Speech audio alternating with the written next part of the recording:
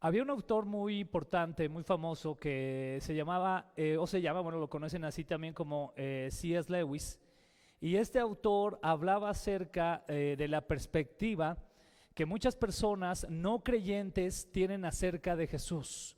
Es decir, cuando escuchan acerca de Jesús, ¿qué es lo que piensan de él? Él en algún momento de su vida, este autor tan famoso, fue ateo, él realmente no creía en el Señor. Y después vino al conocimiento de la gracia del Señor y comenzó a aprender mucho de la Escritura y se convirtió en uno de los filósofos, maestros y teólogos más importantes pues de nuestra época realmente.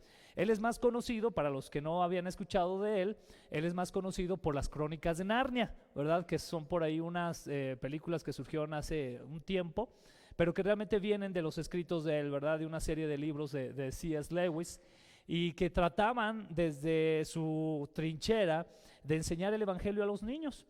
Cuando usted ve esas películas se va a dar cuenta que lo que está tratando de hacer C.S. Lewis es enseñarles el evangelio a los pequeños, ¿verdad? Con esos personajes como Aslan, que representaba al Señor Jesucristo y el sacrificio del Señor Jesucristo, ¿verdad? Algo muy tremendo. Y ya después también, bueno, mejor dicho, durante su carrera escribió otros libros muy interesantes también sobre teología. Y en un momento, él hablando a las personas que él conocía de su área, que eran ateos, que no querían saber del Señor, les dio como un tipo de exhortación, donde él les decía, si ustedes creen que el Señor Jesucristo es solamente un gran maestro, pues están muy lejos de lo que realmente es el Señor, de lo que realmente es el Señor Jesucristo. Y eso es muy importante que nosotros lo podamos distinguir, porque esa es la postura que C.S. Lewis estaba dando a aquellos que no conocían de la Escritura. Sin embargo, para nosotros que conocemos de la Escritura, debemos de cuidar mucho también esa perspectiva. ¿Cuál perspectiva debe de ser? Bueno, la perspectiva de que sabemos que el Señor Jesucristo es nuestro Salvador. ¿Cuántos sabemos que Él es nuestro Salvador? Y por lo tanto, cuando reconocemos eso por gracia del Espíritu Santo, también de manera automática venimos de alguna forma a reconocer y a saber que no solo es nuestro Salvador, sino que es nuestro Señor. Es nuestro Kyrios, como hemos dicho muchas veces esa palabra que se usaba, ¿verdad? Es nuestro Salvador, es nuestro Kyrios, nuestro Señor, y por lo tanto nos sujetamos a Él. Sin embargo, también a veces como creyentes pareciera ser que podríamos caer en el otro extremo de esto, ¿no? Decir, bueno, sí, el Señor es mi Salvador, es mi Señor, pero realmente no prestamos atención a ese Salvador y a ese Señor como nuestro Maestro, una vez que ya hemos venido a sus pies. Porque si Él es bien nuestro Salvador, si Él es bien nuestro Señor, obviamente tenemos que poner nuestra vista en Él, porque es nuestro Señor. Y un Señor le dice qué hacer a su esclavo. ¿Está de acuerdo? ¿Cuántos de aquí somos esclavos de Cristo? Porque se supone que eso somos comprados por Él, ¿verdad? Por amor. Y sé que esta palabra a veces suena poco popular, como lo hemos dicho, esclavo de Cristo, ¿verdad? Pues que no se supone que soy su amigo, ¿verdad? Y todo esto a veces decimos mucho, ¿verdad? Sí, es cierto también, pero realmente somos servidores y por lo tanto esclavos de Él. Y atención aquí, siempre aquel que reconoce a su Salvador, que reconoce a su Señor, va a prestar atención en lo que Él le quiere comandar o por lo tanto le quiere enseñar. Amén. Entonces, hermano, con esto lo que te quiero decir es que nuestra vida como creyentes tenemos que estar prestando atención constantemente al Señor en qué es lo que nos quiere enseñar el Señor Jesucristo. Recuerda muy bien que el Señor llegó y nos ha redimido, pero también dejó una enseñanza, una serie de enseñanzas prácticas para nuestra vida. De hecho, el Señor cuando estuvo compartiendo la palabra, no solamente la compartía de manera verbal, sino que en su práctica la hacía viva, la palabra del Señor. Y es la misma enseñanza que el Señor Jesús dejó, la cual después sus discípulos también reprodujeron a continuación de que el Señor ascendió. Y eso lo podemos ver de manera muy clara en las epístolas, en las cartas, ¿verdad? Que escriben 21 cartas que se escriben en el Nuevo Testamento, donde los discípulos, los apóstoles están escribiendo a las iglesias y les están enseñando, están reproduciendo lo que Jesús había enseñado. No es otra cosa sino eso. Es una reproducción de lo que el Señor Jesucristo había enseñado. ¿Por qué menciono todo esto? Porque a partir de este día vamos a entrar a una serie que vamos a llamar serie Jesús nuestro Salvador, Señor y Maestro. Amén. Porque es muy importante que nosotros como creyentes atendamos a estas enseñanzas del Señor Jesucristo que van a hacer eco en nuestra vida en las diferentes etapas de nuestra vida y también en las diferentes etapas en relación a las circunstancias donde nos encontremos. Porque va a ser muy diferente como un joven esté viviendo una circunstancia en específico y que sea lo que el Señor Jesús le quiere enseñar al respecto, a lo que un adulto esté viviendo en su etapa de vida y que esté pasando también las circunstancias que le rodean. ¿Está de acuerdo? Y para todo esto el Señor tiene algo que enseñarnos y nosotros tenemos que fijar los ojos en Él antes que en cualquier libro de psicología, antes que en cualquier libro de consejería, antes que en cualquier libro de sea usted un mejor yo, etcétera, etcétera. Tenemos que fijar nuestros ojos en lo que Cristo haría. Ya se los mencioné alguna vez con esta frase, lo voy a decir así, ¿verdad? Esta frase hippie cristiana de nuestros hermanos de Calvary que decían, what will Jesus do? ¿No? ¿Qué haría Jesús? ¿Qué haría Jesús? Y eso debe de ser nuestro diario andar. Estoy en esta circunstancia, ¿qué haría Jesús? Y si tú te preguntas qué haría Jesús, te voy a decir algo, dobla tus rodillas, abre tu Biblia, ve a los evangelios y te darás cuenta qué haría Jesús. Amén. Por eso es importante que tú y yo tengamos esta perspectiva. Entonces en los siguientes domingos, muy probablemente nos lleve un buen rato, estaremos hablando de enseñanzas prácticas, es decir, vamos a cambiar un poquito ahorita el enfoque expositivo de la escritura y vamos a cambiar un poco un enfoque temático, ¿qué le parece? Pero todo desde las enseñanzas prácticas del Señor Jesucristo, que son vida para nuestras vidas, ¿ok? Amén. Muy bien, entonces en este día vamos a ver el siguiente tema, el más grande maestro, 3 puntos importantes. Y vamos a la escritura directamente al libro de Mateo, capítulo 7, versículos 28 y 29. Mateo capítulo 7, versículos 28 y 29. Y dice así: cuando Jesús terminó de hablar, todos los que escuchaban quedaron admirados de sus enseñanzas. Porque Jesús hablaba con toda autoridad y no como los maestros de la ley. La gente está acostumbrada a escuchar maestros. ¿Cuántos de aquí en algún momento hemos ido a la escuela? Aunque hemos estado a veces como zombies ahí, pero hemos ido. Hemos estado presentes, ¿verdad? Y hemos escuchado infinidad de maestros. Y hay maestros que han dejado en nosotros una huella, ¿a poco no? Maestros que, wow, ese maestro qué bárbaro, ¿no? Y maestros también que han dejado una huella negativa. Decimos, ay no, ¿por qué nos tenía que haber dado clase él, verdad? Pero hemos escuchado maestros, así era el tiempo también del Señor Jesús. Obviamente esta práctica de la enseñanza ya estaba muy desarrollada, habían maestros, la gente había escuchado maestros, y en el ambiente judío habían escuchado sobre todo a rabinos, ¿verdad? O rabís, que eran quienes enseñaban acerca de la ley judía, y pues estaban acostumbrados, seguramente habían visto muy buenos rabís o maestros, y seguramente habían visto algunos que pues muy malos.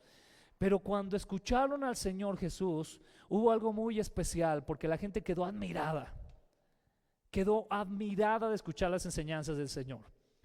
Y eso es una buena referencia también hacia nosotros, el podernos preguntar cuál es nuestro nivel de admiración ante las enseñanzas de Jesús. Y aquí es donde entraría C.S. Lewis en esa pequeña reflexión, ¿no? Realmente cuando escuchamos lo que el Señor Jesús nos habla, nuestro espíritu queda admirado de tal manera que decimos, wow, Señor, quiero escuchar más de ti.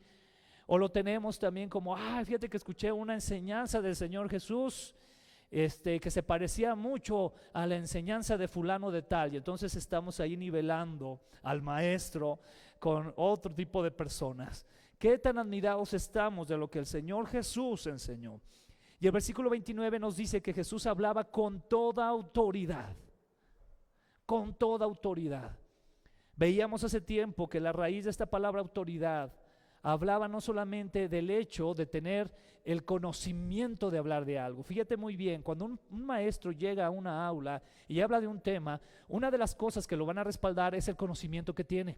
Se le llama por ahí el expertise. Entre más experto sea, más tú vas a poner atención, ¿a poco no?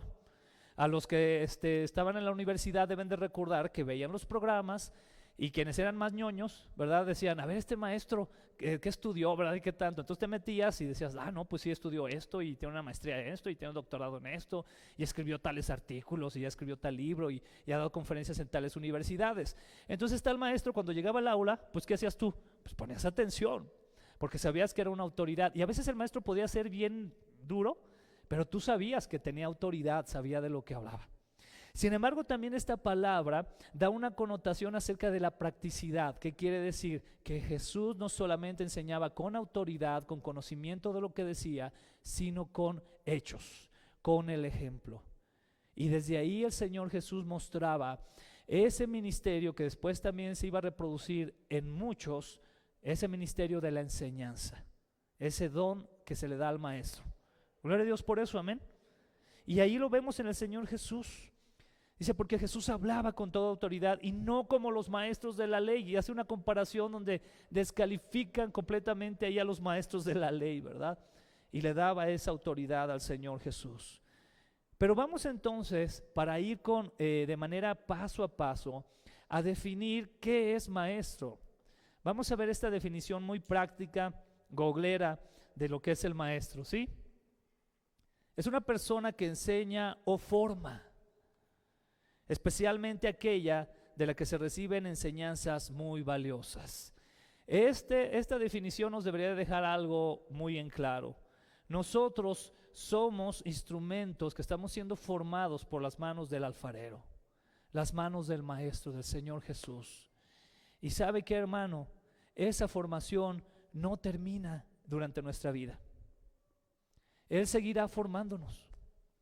Porque cuando usted crea que ya está en el nivel donde dice, wow, ya estoy en el nivel donde el Señor me formó, te aventaste conmigo, Señor, usted se va a dar cuenta que no, que va a haber más cosas en nuestro estado humano, en nuestras circunstancias de corrupción en las que vivimos, que tienen que seguir siendo formadas.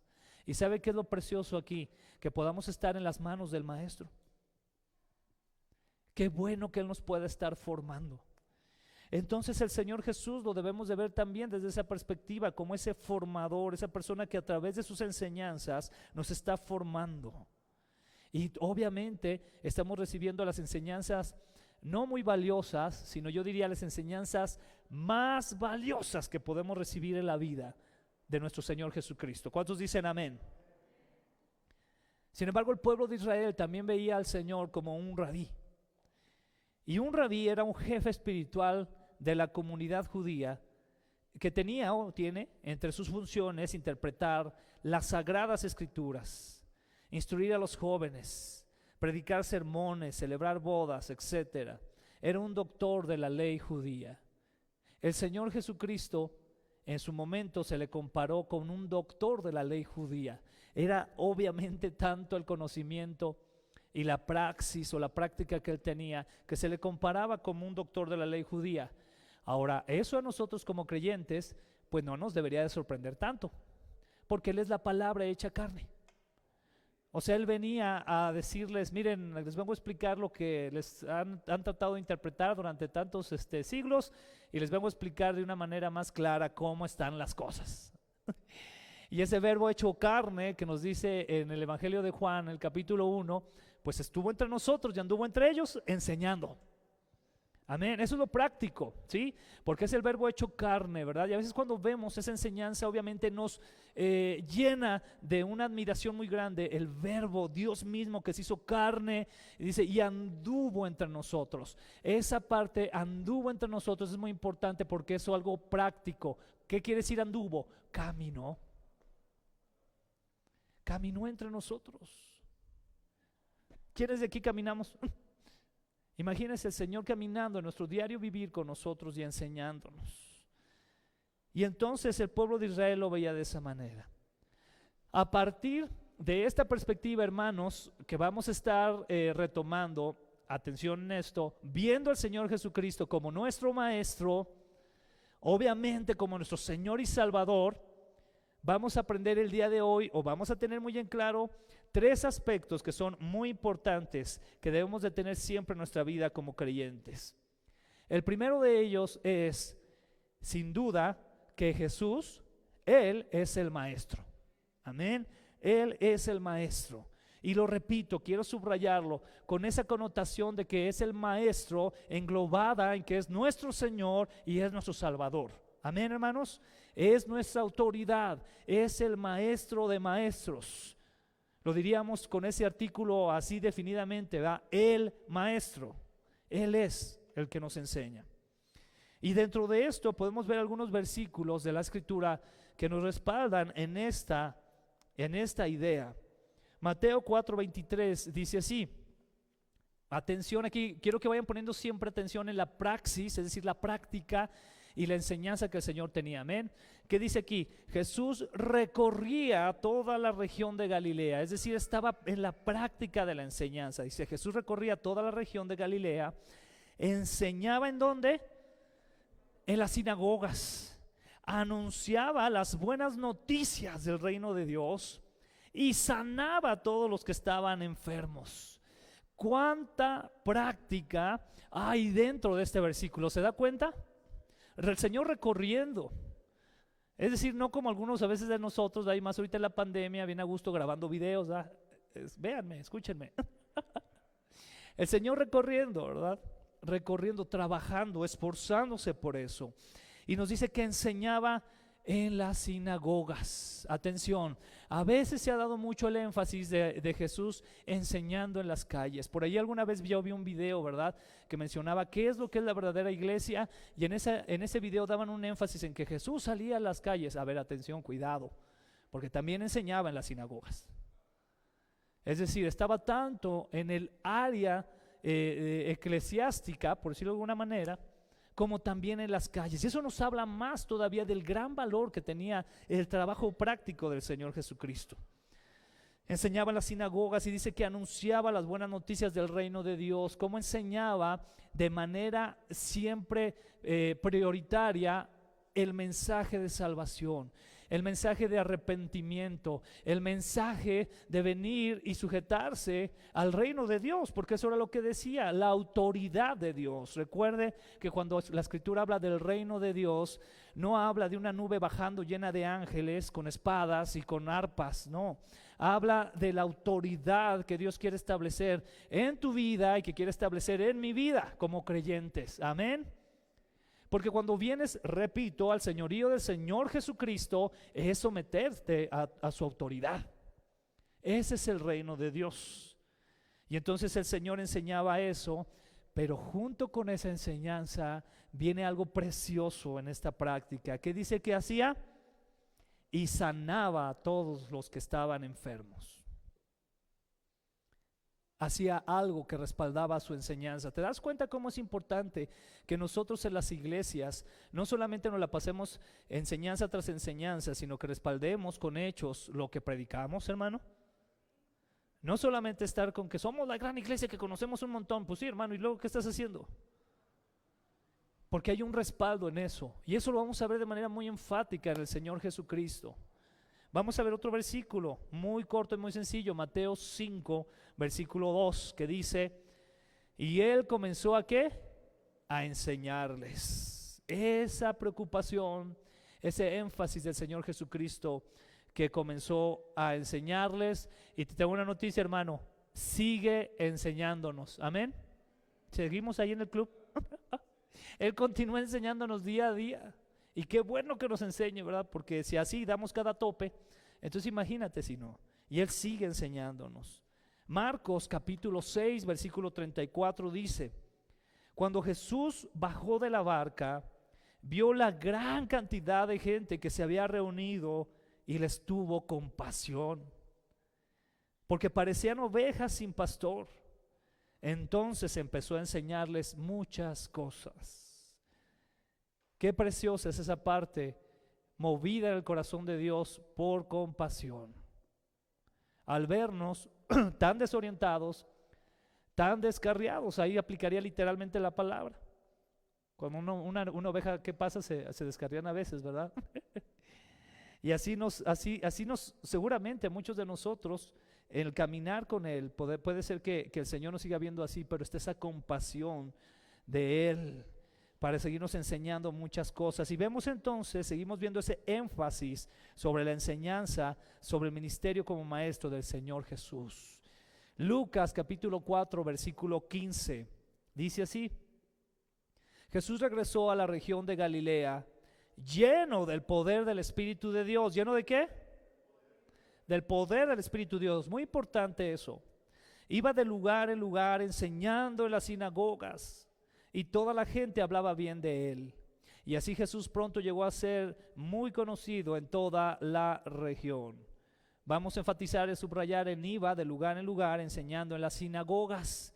Él iba enseñando de lugar en lugar en las sinagogas. ¿Dónde estaba la sinagoga? Aquí, vamos a enseñar ahí. ¿Dónde está en este lugar? Vamos a enseñar ahí. Y estaba enseñando el Señor Jesús de lugar en lugar. Vamos al siguiente versículo, Juan capítulo 3, versículos del 1 al 2. Dice así: una noche, un fariseo llamado Nicodemo, que era líder de los judíos, fue a visitar a Jesús y le dijo: Maestro. ¿Cómo le dijo al Señor? Un maestro, una autoridad judía, ¿verdad? Acercando al Señor diciendo: Rabí, maestro, sabemos que Dios te ha enviado. ¿Cómo tenía esa idea ya? Por obra del Espíritu Santo seguramente. Dice: a enseñarnos. Pues nadie podría hacer los milagros que tú haces si Dios no estuviera con él. Quiero que notes alguna vez más aquí, porque estoy siendo bien enfático y es a propósito. Cómo Nicodemo, siendo un maestro de la ley, viene delante de Jesús y le dice dos cosas muy importantes. Dios te ha enviado ¿a qué? A enseñarnos. Pero enseguida, dice: pues nadie, o sea, no dice pues nadie había usado los métodos pedagógicos que tú, no dice, ¿verdad? Pues nadie tiene el carisma que tú, ¿verdad que no? ¿Qué dice? Pues nadie podría hacer los milagros que tú haces si Dios no estuviera con él. Una vez más, va de la mano, hermano. Eso nos podría hacer detenernos un poco y pensar: ¿qué tanto enseño yo con palabras y qué tanto enseño yo con ejemplo? Con hechos, como creyente en Cristo. ¿Sí ves qué importante es? Estar en medio de un mundo donde queremos y anhelamos que la gente conozca de Cristo, pero tú y yo anhelamos obedecer lo menos que se pueda a Cristo. Allí debe de entrar esa practicidad. Amén, hermano. Y seguimos viendo. Vamos a un último versículo de este énfasis. Juan 8:2. Juan capítulo 8, versículo 2. Dice así: al día siguiente, al amanecer, Jesús regresó al templo. La gente se acercó y él se sentó para enseñarles. Obviamente aquí hablamos de un contexto, no exactamente en la sinagoga, no estamos hablando de la sinagoga, sino en el templo, en el lugar. Pudo haber sido las afueras, pudo haber sido en algún lugar específico del templo. Pero el punto es que se sentó el Señor, ¿qué? A enseñarles al amanecer, temprano. Con todo esto, hermanos, nos debe de quedar muy claro algo. ¿Verdad que es importante que tengamos esa perspectiva del Señor Jesús como nuestro maestro? ¿Qué opina? Claro que sí. Él es nuestro Salvador, nos ha redimido, es nuestro Señor y le rendimos honor y adoración, pero es nuestro maestro y tenemos muchas cosas que aprender. Tú y yo tenemos mucho que aprender de nuestro maestro en nuestra vida. Los jóvenes que están comenzando en la vida tienen mucho que aprender del Señor Jesucristo, amén, mucho que aprender de Él. Los adultos que hemos cometido errores, que hemos metido la pata, como dirían por ahí, ¿verdad? Y todo eso, tenemos mucho que aprender del Señor Jesús. Nuestros niños preciosos tienen mucho que aprender del Señor Jesús, amén. Hay mucho que tenemos que aprender de nuestro Maestro. Y esto nos lleva a un segundo punto muy importante. Este segundo punto importante y precioso es: Él nos quiere enseñar. Eso a mí me impacta. Y te voy a poner otro ejemplo de la universidad. En la universidad hay un rubro que es como, que a veces decimos son las vacas sagradas, ¿ok? Y es un grupo sobre todo que se dedica a la investigación, ¿verdad? En CONACYT se dividen estos grupos como SNIs. Y cuando hablas de un SNI es como que ese maestro es un SNI y todos los alumnos, ¡ah!, así, ¿no? Porque es una persona que ya ha hecho muchos artículos científicos, que ha escrito, que lo invitan a coloquios, es decir, está en todos lados, tristemente mucho menos en el aula. Porque ya es un SNI. Y hay niveles, hay 1, 2 y 3, si no me equivoco. Y entonces, entre más nivel tengas de SNI, más reconocimiento tienes como investigador. Pero es un gran privilegio el que de repente en tu programa de estudios te encuentres que uno de los maestros que te va a dar clases es un SNI nivel 3. Porque entonces sí, se quedan como, ¿de veras? Me va a dar clase un SNI nivel 3, ¿verdad? Qué padre. Y a veces todavía cuando tienes ese privilegio de que te dé clase un SNI 3, digo que es cierto, ¿verdad? O sea, estamos hablando humanamente, académicamente hablando, ¿ok? Resulta que a veces el SNI 3, de las 20 clases que te iba a dar en el semestre, realmente nada más te va a poder dar 3. Y las otras va a mandar a sus asistentes, ¿verdad? Porque está ocupado, o sea, es un SNI 3. Fíjate qué precioso es el que tengamos nosotros al maestro más grande que siempre toma la iniciativa para querernos enseñar. Pero muchas veces no apreciamos eso. Y en nuestra vida tomamos decisiones, aún como creyentes, sin tomar en cuenta al maestro de maestros.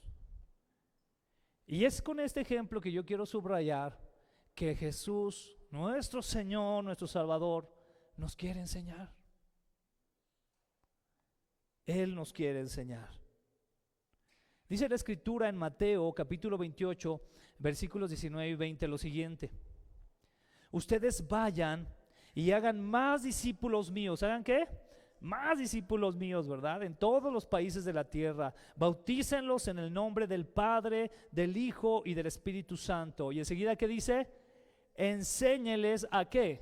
A obedecer todo lo que yo les he enseñado. Me encanta esta parte de la Escritura también, porque no solamente dice enséñeles a obedecer lo que yo les he enseñado, sino que el Señor Jesús tuvo mucho cuidado, ¿verdad? Y dijo, para que nada se les quiera escapar, o que de repente digan esto sí, esto no, o esto sí me gusta, esto no. Todo lo que les he enseñado, ¿verdad? Porque a veces hay enseñanzas que nos pegan tan fuerte que nos sentimos aludidos, ¿a poco no? Así, ay, pero ¿por qué? ¿Algo me conocerá? Pues claro que sí, te conoce todito. Y entonces el Señor Jesús nos pide eso a nosotros: enséñales a obedecer todo lo que yo les he enseñado. Yo estaré siempre con ustedes hasta el fin del mundo. Él está con nosotros, Él nos quiere enseñar, y demos gloria a Dios por eso, de verdad, porque tenemos al Creador de todas las cosas, al Señor que del ex nihilo hizo todo lo que existe, y nos lo tenemos enseñándonos. Él nos está enseñando. Y de aquí vienen dos palabras muy importantes del griego. La primera palabra es la palabra didasco, que por ahí viene la palabra didáctica, que quiere decir enseñar o hablar en público, en una asamblea, es decir, de manera didáctica, ¿no? ¿Qué quiere decir esto? Esto tiene que ver con la práctica formal de enseñar dentro de la congregación, de enseñar las Escrituras dentro de la iglesia. Eso es muy importante que lo hagamos y lo sigamos haciendo. Ahorita nos hemos detenido por esa situación en la que estamos como que tratando de reacomodar las cosas, ¿verdad? Yo le doy gracias a Dios porque de alguna manera u otra, gracias al Señor, seguimos cubriendo ahorita los requerimientos de Licea, y veo poco a poco un poquito más de personas, de hermanos, en cada una de las reuniones, y seguimos teniendo la sana distancia y todos los requerimientos. Damos gracias al Señor. Pero por esta situación, por ejemplo, nos hemos detenido también en lo que es las clases de fundamentos. ¿Recuerda las clases de fundamentos?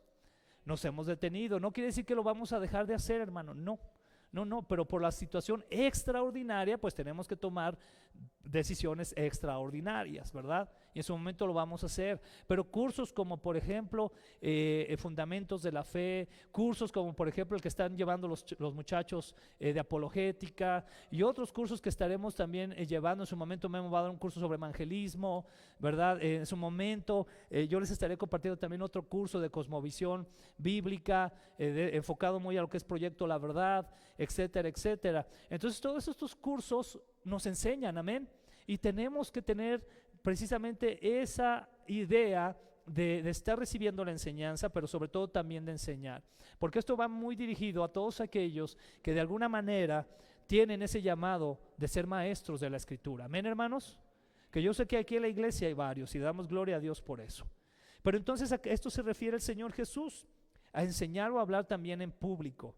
Sin embargo, también hay otra palabra que se menciona aquí en el griego, que es la palabra tereo.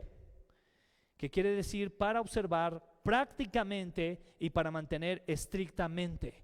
Entonces enseñamos no para decir que sabemos mucho, no para tener muchos diplomas del Centro de Estudios de Coinonía, no, enseñamos para que esto sea práctico. ¿Cuántos dicen amén? Que lo podamos llevar en nuestro diario vivir para honrar al Señor, para honrarlo. Ya sabemos, ¿verdad? O sea, lo hemos hablado mucho en respecto de la perspectiva de la salvación. Ya sabemos que el ser prácticos en algo no es que nos vaya a salvar delante de Dios. El que nos ha salvado es Cristo Jesús. Pero al ser hechos salvos, debemos entonces de fructificar en la practicidad. Y a esto se refiere aquí con esta palabra tereo, en que podamos observar de manera práctica y mantener estrictamente eso que el Señor nos ha enseñado, eso que tenemos que obedecer. Y de aquí entonces van dos puntos importantes también. Primero, el recordar que la parte fundamental del creyente es fijar sus ojos ¿en quién? En Cristo. Comenzando ¿por qué? Por la redención, o sea, decir, Señor, tú me has redimido, por eso pongo mis ojos en ti. Y de ahí pasar a sus enseñanzas prácticas, que son no solo prácticas, hermanos, sino que son profundas. Y ahorita que está muy de moda esta palabra, son asertivas, porque son palabras que aciertan de una manera directa y podemos decir precisa a lo que necesitamos. Son asertivas, nos enseñan. ¿Y por qué debemos de tener entonces esta perspectiva? Porque en los devenires de la vida diaria del creyente, sus ojos deben de estar puestos en Cristo, porque ya sabemos que Él es el autor y consumador de nuestra fe. Amén, hermanos. Sabiendo esto, debemos de poner nuestros ojos en Él y seguir sus enseñanzas. Hebreos capítulo 12, versículo 2, dice lo siguiente: pongamos toda nuestra atención en Jesús, pues de Él viene nuestra confianza, y Él es quien hace que confiemos cada vez más y mejor. ¿Quién es el que hace que confiemos más y cada vez mejor? Entonces será importante que recordemos que Él nos quiere enseñar. Sí, hermano, porque en cada enseñanza Él va a hacer que tú fijes más tus ojos en Él. Atención con esto, tengamos cuidado con mistificar en extremo las cosas. Esto tiene que ver, esto es muy práctico. Si tú estás buscando al Señor Jesús, si tú estás buscando sus palabras, tú quieres conocer de Él, qué es lo que Él te quiere enseñar, hermano, sin duda, si lo estás haciendo de corazón, en la práctica, tú vas a confiar cada vez más y mejor en Él, porque estás aprendiendo de Él. Dice seguida la Escritura: Jesús soportó la vergüenza de morir clavado en una cruz, porque sabía que después de tanto sufrimiento sería muy feliz. Amén. Y ahora se ha sentado a la derecha del trono de Dios. Aquí te podrías poner a pensar en qué se establece esa felicidad del Señor, pues en habernos redimido. Cuánto amor, ¿no? O sea, los redimí, son mi pueblo.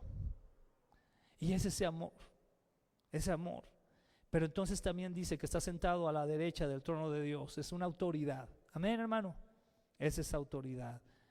Enfaticemos entonces en este punto número 2, ¿verdad? Que nos dice que Él nos quiere enseñar. Y al querernos enseñar, veamos esta palabra también del griego que es aforao. ¿Qué quiere decir esta palabra aforao? Ver con toda la atención. Cuando dice que fijemos nuestros ojos, no nada más es fijarlos y ya, sino ver con toda la atención, apartando la mirada de cualquier otro objeto. Considerar fija y seriamente. En pocas palabras, sin distraerte, sin tener otras como referencias, ¿no? Esto también me sirve, esto también. La realidad es que el creyente, si es un creyente, si es un cristiano, es porque sigue ¿a quién? A Cristo.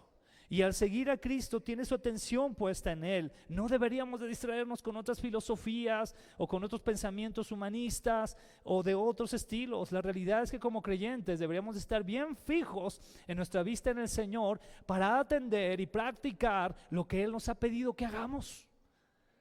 Eso no tiene mucha ciencia, ¿verdad que no? Debería de ser así. A veces nosotros queremos hacer más ciencia de lo que es práctico en el Señor, de lo que está tan establecido de Él. Qué importante es entonces que nos demos cuenta, el punto número 1, que el Señor es el maestro, y el punto número 2, que Él nos quiere enseñar. Pero entonces aquí viene el punto número 3, amén. ¿Cuál es el punto número 3? Que un maestro va a requerir personas enseñables, discípulos. Y a veces, hermano, en el cuerpo de Cristo, amén, me refiero al cuerpo de Cristo, amén, hermano, a veces es de lo que carece.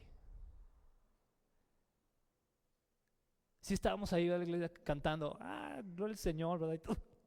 Y vamos a la reunión, ¿verdad? Y va a haber pizza, órale, ¿verdad?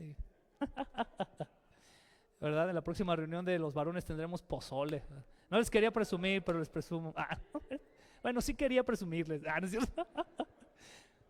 Pero a veces estamos como en ese sentido de iglesia, ¿verdad? Me refiero a eso, en ese chip, ¿verdad? Y es que es precioso, o sea, es muy bonito porque convivimos y somos un cuerpo y somos una familia en Cristo, y que el Señor nos siga permitiendo crecer como familia en Cristo.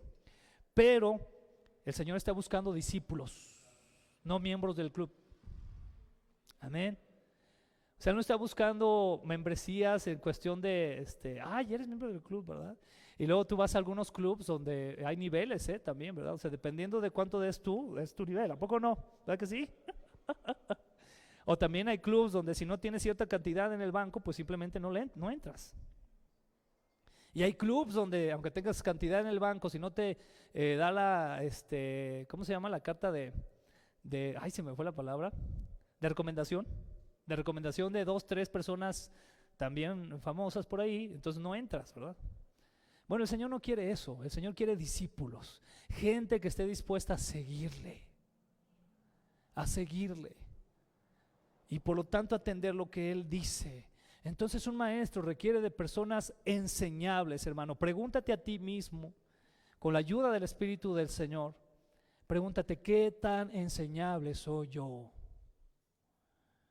¿Qué tan enseñable? O cuando estoy en la iglesia estoy así, hasta tenso de lo que están diciendo al frente. Ay, le ha de haber dicho mi mamá, así, ¿verdad? Se me hace que mi mamá ya habló con el pastor, así, ¿verdad? Así nos pasaba a algunos adolescentes, ¿verdad? Aquí está Elizabeth, que está de testiga. Ay, me en la iglesia. Yo me acuerdo de adolescente que no quería ir a la iglesia, y uno de los días más alegres en los domingos era cuando nadie se levantaba, porque todos se quedaban dormidos, y yo, bien. Y a veces yo me quedaba así medio despierto, pero callado, ¿no? Si no los voy a levantar. Pero luego de repente Elizabeth empezaba con sus cantos con los alabanzas que a todo volumen en su radio, ¿no? Y había una, me acordé, perdón, ¿verdad? Pero había una que decía, levántate en el nombre de Cristo, así, levántate y pues ya te levantabas. E ibas a la iglesia. Pero pues obviamente ese tipo de actitud es una actitud no enseñable, ¿verdad? Y cuidado que te dijeran algo, ¿verdad? Me acordé de eso, Eli, ¿verdad? Yo creo que lo hacía a propósito, Eli, pero en el amor del Señor, ¿verdad? O sea, lo ponía así. ¿Somos creyentes que tenemos un espíritu enseñable o no lo somos? Qué importante, ¿verdad? Pensar, Señor, ayúdame, Señor. Te necesito día a día, necesito que me guíes, Señor. Necesito aprender de ti, Señor. Mira cómo le batallo con esto otro. Señor, en mi casa, Señor, mis hijos, mi esposa, mi esposo, etcétera. Señor, ¿qué hago? Ayúdame, Señor, enséñame. En mi trabajo, Señor. Él nos quiere enseñar, pero ¿tú eres enseñable? ¿Qué tan enseñable eres? Y aquí tenemos que atender también a la definición de discípulo. ¿Qué es un discípulo entonces? Es una persona que recibe enseñanzas de un maestro o que sigue estudios en una escuela. Entonces nosotros recibimos enseñanzas del Señor, amén. Y también podríamos pensar o decir que es una persona que sigue y defiende las ideas, doctrinas y métodos de un maestro. Ahí tiene mucho que ver la apologética, ¿verdad? La defensa de esas ideas del Señor. Pero repito aquí, no se trata, y quiero también subrayar esto, hermanos, no se trata de una defensa entre denominaciones, a ver quién tiene la razón y quién gana. Se trata de una defensa ante aquellos que realmente están en contra del evangelio, hermano. aquellos que realmente están en contra de las Escrituras, y de eso cada día hay más. Cada día hay más. El domingo que entra, primeramente Dios, ahorita se me vino a la mente, les voy a traer un extracto de algo que por ahí le compartí a Toño, de una página muy bien elaborada, hablando de su diseño, de su estructura, que está atacando a la iglesia cristiana de una manera muy directa, muy directa. Ahí es donde hay que levantar defensa. Ahí, muy importante, de lo que el Señor Jesús nos ha enseñado, pero eso lo va a hacer alguien que es enseñable al mismo tiempo. Mateo capítulo 13 versículo 9 dice: ustedes, si en verdad tienen oídos, qué importante, cómo usaba el Señor a veces este tipo de frases, ¿no? Si en verdad tienen oídos, presten mucha atención. Pues es que oídos tenían, ¿verdad que sí? Pero ¿qué pasaba? No prestaban atención. No prestaban atención. Vamos a leer lo que dice también Juan, capítulo 6, de los versículos 60 al 68. Fíjense muy bien lo que dice aquí en esta narración que nos da. Cuando muchos de los seguidores de Jesús le oyeron enseñar esto, dijeron: esto que dices es muy difícil de aceptar. ¿Quién puede estar de acuerdo contigo? El Señor había estado dando una serie de enseñanzas donde en pocas palabras les había estado diciendo a la gente: si me van a seguir, síganme en serio. Si no, mejor hagan otra cosa, ¿verdad? A otra cosa. Entonces dice aquí el Señor, esto le dicen al Señor, esto que tú dices es muy difícil de aceptar. ¿Quién puede estar de acuerdo contigo? Pero Jesús le respondió. Fíjense lo que le respondió aquí el Señor. Amén, ¿están listos? ¿Esto les ofende? Entonces, ¿qué sucedería si me vieran a mí, el Hijo del Hombre, subir al cielo donde antes estaba? Vamos a avanzar, versículo 63, dice así: el que da vida eterna es el Espíritu de Dios. Ninguna persona puede dar esa vida. Las palabras que les he dicho, hablando de que vienen precisamente del Espíritu de Dios, ¿verdad? Les he dicho vienen del Espíritu que da esa vida. Pero todavía hay algunos de ustedes que no creen. ¿Creen que eso pasa en la iglesia cristiana? ¿Sí? O que bueno, está muy mal que diga esto, pero yo le añadiría, o que no quieren creer, ¿verdad? No les conviene. Jesús dijo esto porque desde el principio sabía quiénes eran los que no creían y quién era el que lo iba a traicionar, ya que hablando específicamente también de Judas, ¿verdad? También les dijo que nadie podía ser su seguidor si Dios su Padre no se lo permitía. Qué importante es esa iluminación del Señor, amén, del Espíritu de Dios en nuestra vida. Versículo 66, dice así la Escritura: desde ese momento muchos de los que seguían a Jesús lo abandonaron. Entonces Jesús les preguntó a sus 12 apóstoles, ¿verdad? O sea, lo abandonaron, y el Señor se dirige a los apóstoles y les pregunta: ¿también ustedes quieren irse? ¿Verdad? Como diciendo, la puerta está grande, pásenle. ¿También ustedes quieren irse? Y Pedro contesta algo muy interesante, ¿verdad? Simón Pedro le contestó: ¿y a quién seguiríamos, Señor? Solo tus palabras dan vida eterna. ¿Y a quién seguiríamos, Señor? ¿Será esa nuestra actitud en nuestro diario vivir, en lo que enfrentamos día a día? ¿Será realmente que pensamos de esa manera? Señor, pues ¿a quién voy, Señor? ¿Solo a ti?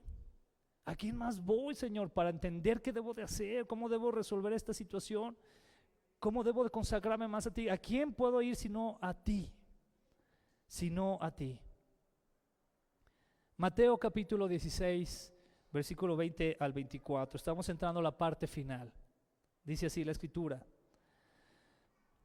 desde entonces comenzó Jesús a declarar a sus discípulos que le era necesario ir a Jerusalén y padecer mucho de los ancianos, de los principales sacerdotes y de los escribas, y ser muerto y resucitar al tercer día. Versículo 22.